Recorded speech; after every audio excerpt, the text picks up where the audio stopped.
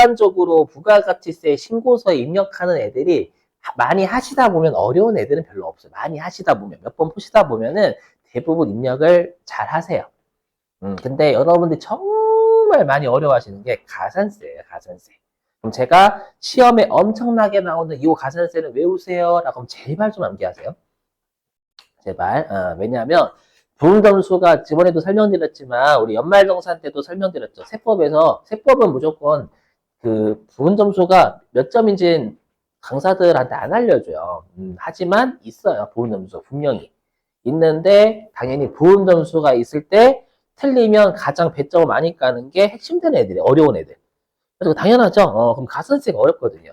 그러다 보니까 가산세가 나오면 대부분 틀리시면 점수를 좀 많이 깎아버려요.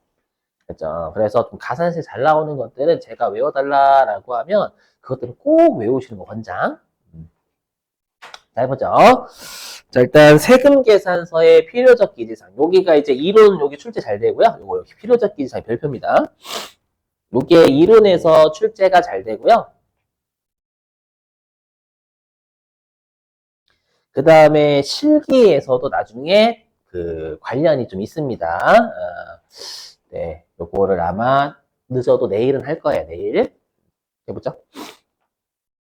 자, 일단 세금 계산서에 왜 우리 시험에 뭐가 출제가 되냐면 일단 그 이론용으로는 필요적 기재 사항이 아닌 것은 이렇게 출제 진짜 많이 해요. 그렇죠? 그럼 당연히 우리가 세금 계산서에 반드시 적혀야 되는 건 사업자를 관리하기 위한 번호인 사업자 등록번호는 세금 계산서를 주는 놈이든 세금 계산서를 받는 놈이든 둘 다 사업자 등록번호는 있어야 된다는 건 당연한 겁니다, 여러분들.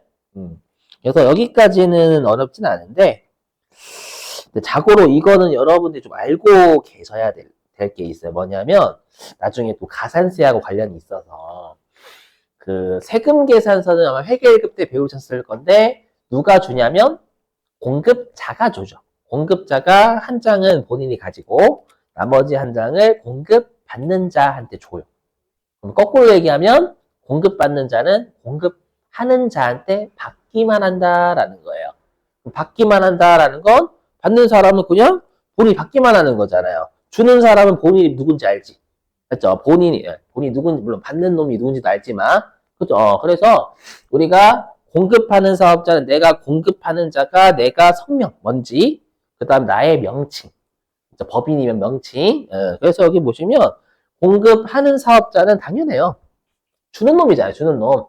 주는 놈이니까 사업자 등록번호하고요. 성명 또는 명칭이 필요적이에요. 근데 조심하실 게 여기 공급받는 자는 사업자 등록번호라고 돼 있죠. 거꾸로 얘기하면 성명 또는 명칭이 필요적 기재사항이 아니에요. 공급받는 자 받기만 하니까. 맞죠? 근데 시험에 어떻게 장난을 치냐면 공급받는 자의 성명 또는 명칭이 필요적 기재사항이다라고 말장난을 친다라는 거예요. 공급받는 자, 받는 자 아니다라는 겁니다. 일단 이거 조심하시고 그 다음에 동그라미 3번은 뭐 제가 굳이 설명 안 해도 되겠죠? 금액하고 색이 없으면 안 되지. 동그라미 4번. 자, 우리 세금 계산서라는 건 언제 발급을 해야 된다라고 배우셨어요? 공급 시기에. 그렇죠? 그 공급 시기를 부가가치세에서는 법문구예요. 작성 연월일이라고 불러요. 이건 이해사항이 아닙니다. 암기사항이죠, 암기사항. 네. 그래서 공급 시기를 부가가치세법에서 작성 연월일이라는 용어를 써요. 그러니까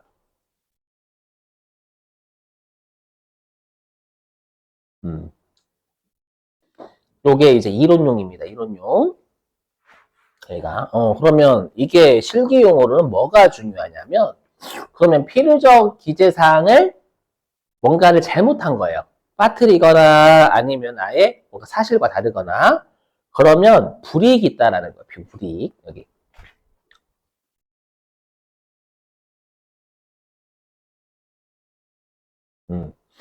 그럼 여러분들이 보실 건 매입자, 매입자. 매입자. 여기 매입자는 매입세기 불공제예요. 그렇죠? 매입자는 매입세기 불공제입니다. 그럼 여러분들이 거꾸로도 생각을 할 줄 아셔야 돼요. 그럼 거꾸로 얘기하면 필요적 기재사항이 아니면 필요적 기재사항이 여기 의무적 기재사항 있잖아요. 그럼 의무적 기재사항이 잘못되면 그건 매입세 공제해준다라는 거예요. 그렇죠. 어떻게 장난치냐면 공급받는 자의 성명 또는 명칭이 누락됐다 이렇게 장난치는 거예요. 매입세 공제가 돼야 안 돼요. 안 된다고요? 아니 성명 또는 명칭은 필요적 기재사항 아니라면서요. 그럼 의무적 기재사항이 잘못된 거니까 그때 매입세 공제돼요. 그렇죠. 근데 우리가 나중에 작성해야 될 서식이 불공제 서식이거든요. 불공제 서식. 불공제 서식이니까 매입세 공제되는 건 입력하면 안 되겠지. 그렇죠. 그래서 꼭 여러분들이 필요적 기재사항이 우리가 잘못되면 매입세 불공제다. 그렇죠. 이거 외우시면 당연히 거꾸로 생각하시면 의무적, 필요적 기재사항이 아닌 걸 누락하거나 사실과 다르면 매입세 공제된다라는 거예요. 당연한 거. 아셨죠? 나중에 문제 풀면서 다시 설명할게요.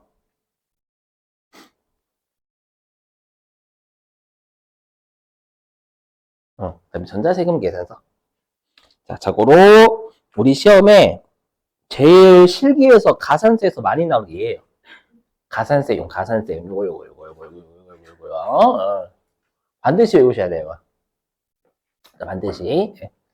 자, 아마 전자세금 계산서가 뭔지 배우셨으니까, 자, 빨리 설명하면, 우리가 전자세금 계산서를 발급해야 될 의무자는 법인이에요. 법인은 금액 상관없어요.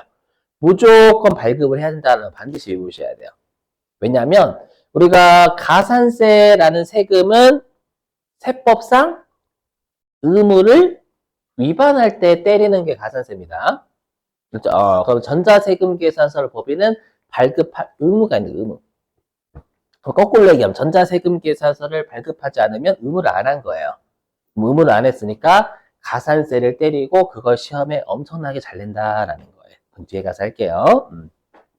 근데 우리 시험에는 법인이라고 줘요? 안 줘요? 안 줘요. 맞죠? 원래 법인이라고 가정하고 문제 풀잖아요. 맞죠? 그래서 막 시험에 법인이 종이세금 계산서를 발급하면 이렇게 되지 않아요. 절대. 그냥 종이세금 계산서 발급함. 하면 여러분들이 어떤 생각을 가지셔야 되냐면 법인은 전자를 발급해야 되는데 종이를 발급했다고 의무를 위반했으니까 가산세를 때리러 가야지 이렇게 하셔야 되는데 입력해야지 끝. 그럼 큰일 나는 입력만 하고 끝내면 큰일 나는 거 아주 지때는 거 아주 그냥 아까 신고서만 입력하고 하면 큰일 난다고. 입력도 하고 가산세도 입력하러 가야지 같이 생각해 주셔야 된다라는 거예요. 진짜 나중에 이제 기출문제 신고서 다 이제 가산세 같은 거 다 배우시고 하면은 정말 많이 보실 거예요. 요거 전자세금 계산서 법인이 종이 발급한 거. 자, 그 다음에 동그라미 2번. 자, 혹시라도 그 세무 2급을 7월 전에 배우셨던 분들은 이게 올해 7월 달에 바뀌었어요. 바뀌었습니다. 금액이 얼마인지 말 안 할게요. 그러면 이제 혼란만 야기하니까. 그래서 얼마로 바뀌었냐면 7월 달 이후에 들으셨던 분들은 원래 요 금액이었다라고 생각하시고 7월 올해 7월 전에 배우셨던 분들은 돌려주세요. 말문제. 직전 연도 개인 사업자입니다. 직전 연도 1년치죠? 공급가액이 8천만 원 이상인 개인 사업자는 무조건 발급해야 되지. 의무자. 8천만 원 암기. 직전 연도. 말문제 많이 냅니다, 이거. 실기용은 아니에요. 법인이 아니기 때문에 우리 시험은 법인을 내기 때문에.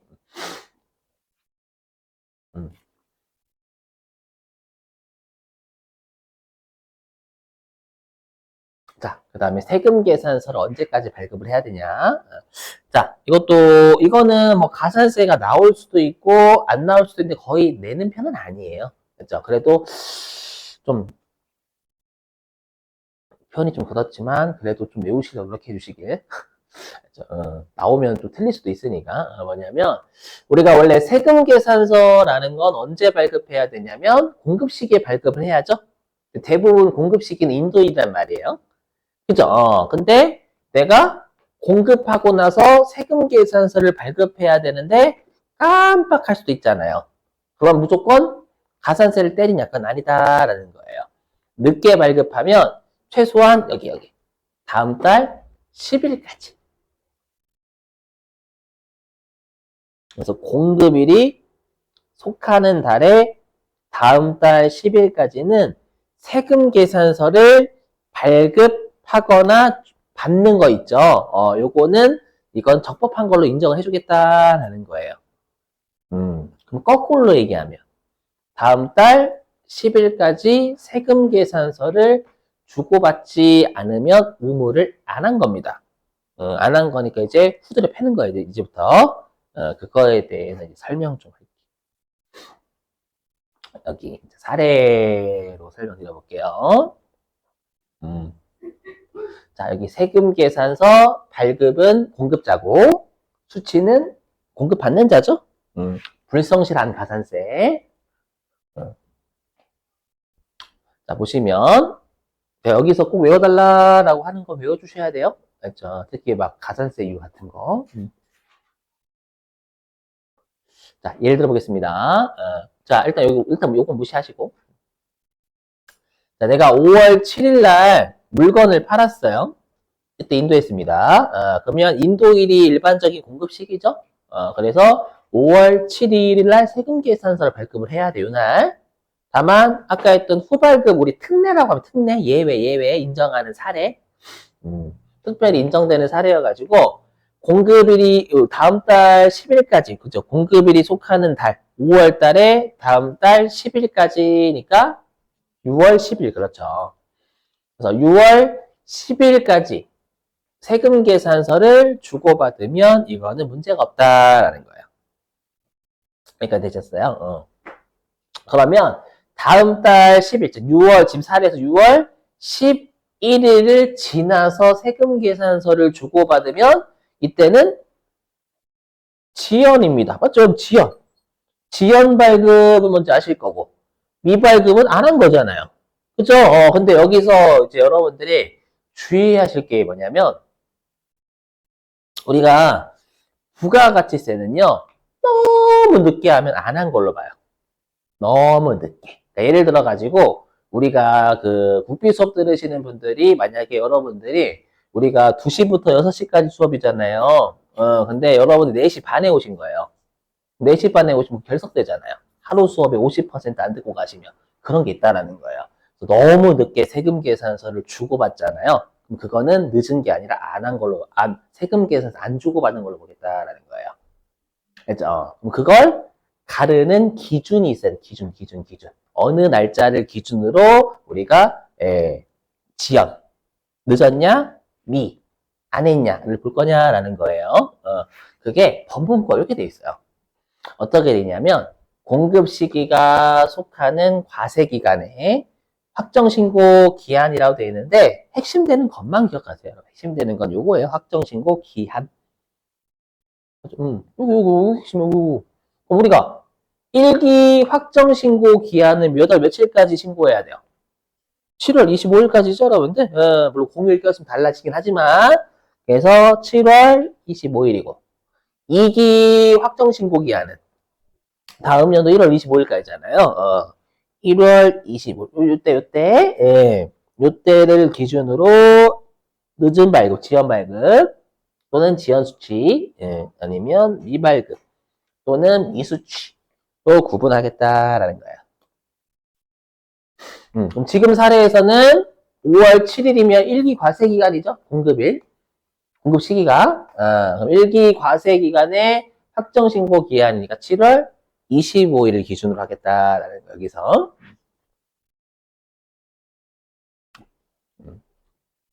그래서 6월 11일부터 7월 25일까지 요때 세금 계산서를 발급하면 지연 발급.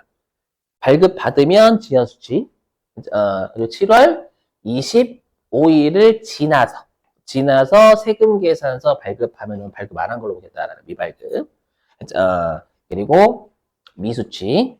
근데 사실대로 말씀드리면 요거는 시험에 낼 가능성 거의 없어요. 뭐가 바뀌었는데 법이. 바뀌었는데 다행히 세무 2급은 안 내요. 그거 바뀐 법을. 세무 1급이나 재형관리사가 지금 그때 배우시면 되겠습니다.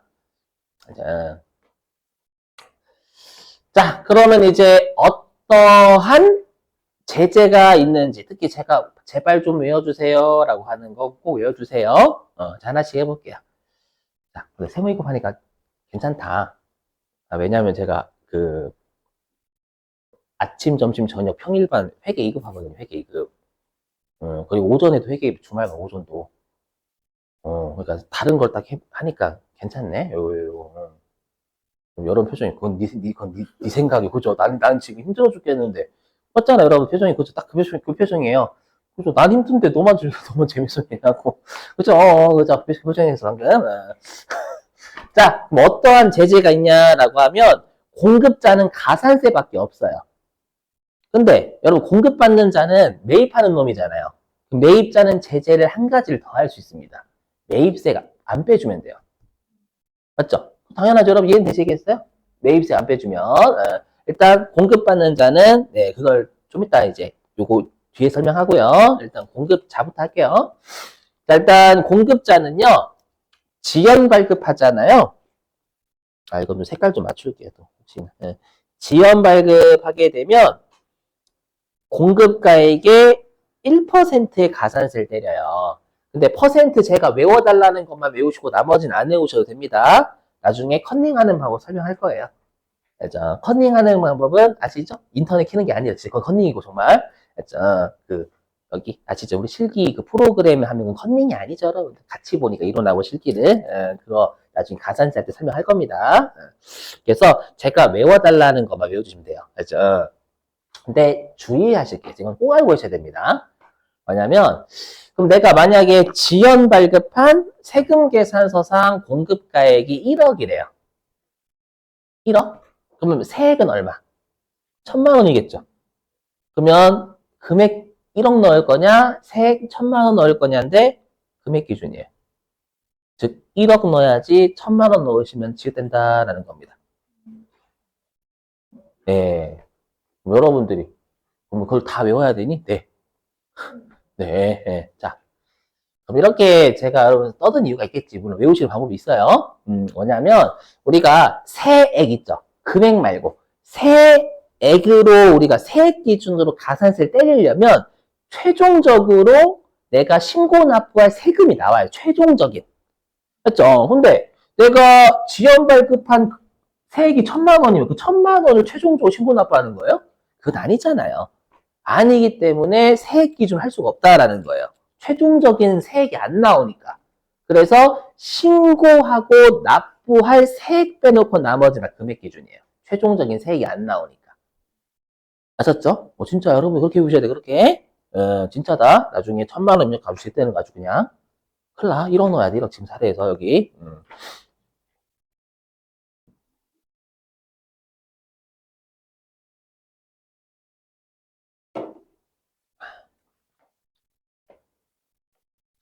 자, 그 다음에 미발.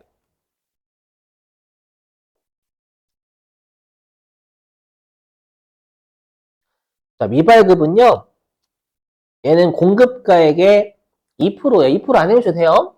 일단 얘도 공급가액이 똑같이 최종적인 세액이 아직 안 나오잖아요. 그죠? 여기까지 되셨어요? 자 이제 빡 집중. 얘를 집중하시는 게 아니라 이제 아까 했던 법인이 종이세금 계산서를 발급할 경우 어떻게 하냐라는 거예요. 알죠? 여기 빡 집중하 제일 많이 최근에 가장 제일 많이 나오는 가산세예요. 그죠? 자 아래 주석이에요. 여기요. 뭐냐면 자 여기가 별표예요.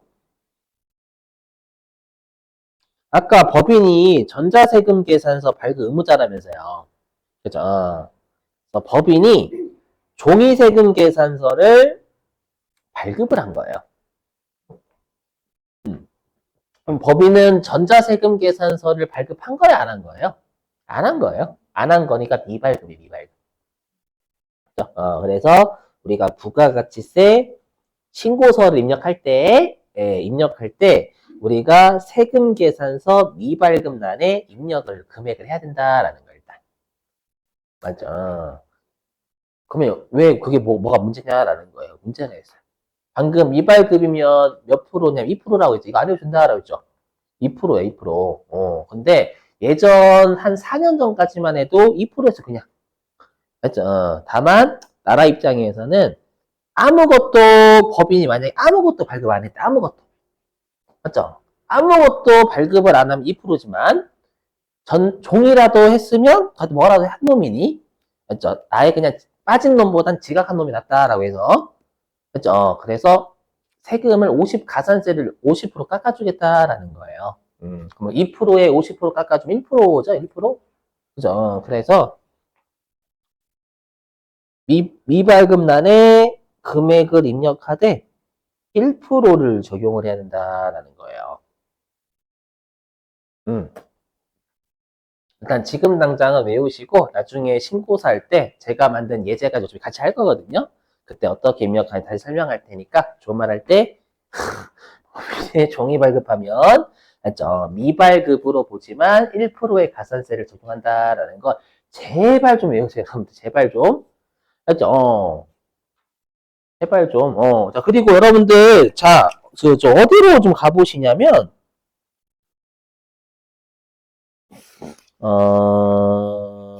교재요.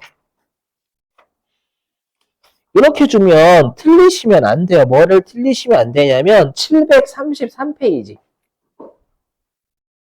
교재 733페이지 가보실래요?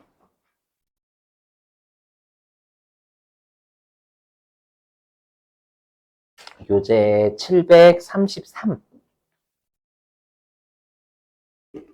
가시면 맨 위에 기타 자료라고 보이죠? 기타 자료.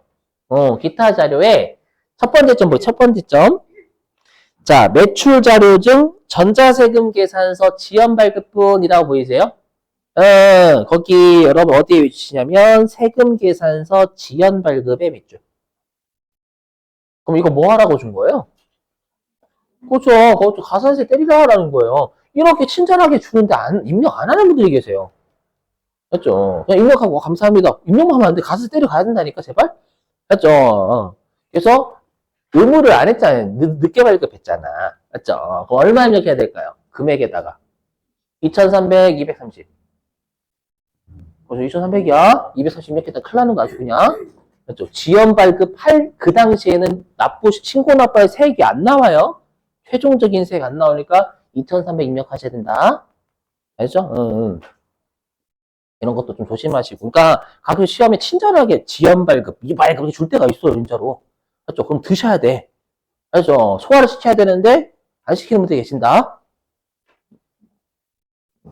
누가요? 하면 나다. 그죠? 며칠 지나면 나였구나. 그게 저격했네 나를 막 이렇게.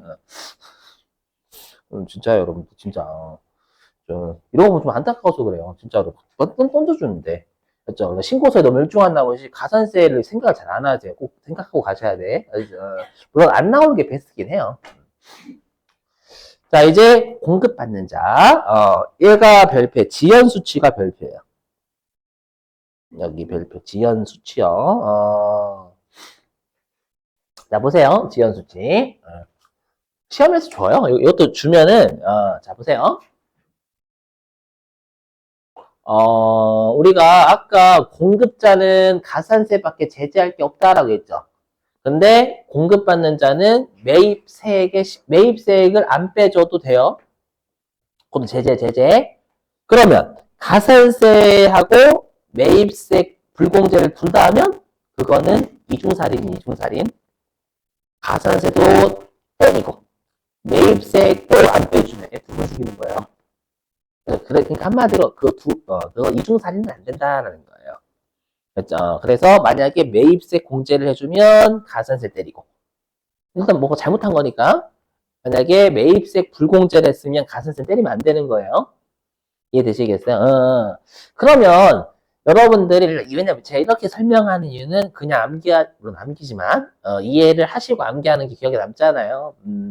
자, 그래서 뭐냐면 우리가 우리나라의 부가가치세 가산세 가장 높은 게 3%예요. 그죠? 가공의 있지도 않은 세금 계산서 주고받으면 3% 때려버리거든요. 가산세를. 근데 매입세 불공제는 매입한 금액의 몇 프로를 안 빼주는 거예요? 10% 안 빼주는 거죠. 매입세 불공제는. 그죠? 그러면 효과가 10% 가산세 효과예요. 매입세 불공제는. 10% 가산세 효과. 맞죠? 그러면 당연히 가장 부가가치세법상 가산세가 높은 게 3%고, 매입세 불공제가 금액의 10%를 안 빼주는 효과라면, 10% 가산세 효과라면 당연히 매입세 불공제가 더 큰 제재예요. 가산세보다. 맞죠? 그거 기억하시고, 그래서 여기 지연 수치는 매입세 공제를 해준다라는 게 포인트예요.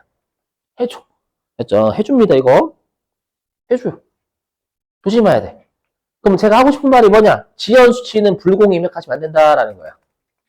불공이 아닙니다. 조심하셔야 돼. 일단 그거, 그게 나중에 부속 서류에서 중요하고요. 그다음은 매입세 공제만 해주면 제재 안 한 거잖아, 그냥. 그래서 가산세를 때려버리겠다라는 가산세.